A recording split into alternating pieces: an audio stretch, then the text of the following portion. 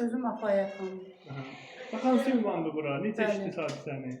Valla gecə saat şeydi, haradasa 10 saat 11 olardı. Bir də gördük qonşu çıra düşür. Cavan gəlin idi ki, bina yanır tez düşün. 5-ci, 4-cü mərtəbədə xəstə bir adam yatırdı, qardaşı baxırdı onun xəstəsinə, ağır yataq xəstəsi idi. Bu istilik peçə aşır, üstünə aşıbdı. Onda hal olmayıbdı onu itələməyə. Ədyaldan alışıb yanmışdı. Amma özü xəsarət aldı da, ayağı tamam yandığına görə həmən gecə həyatını itirdi. Cavan adam idi. Kim idi? Ad soyadı necə idi? Rövşən.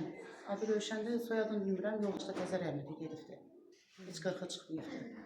Burada ikisi yaşayırdılar, yoldaşı rəhmətə gedib. Sonra qardaşı var idi, qardaşı xəstəsinə baxırdı. Övladları Övladı anaların yasına görə xallar yerdə qalır, yas götürdülər.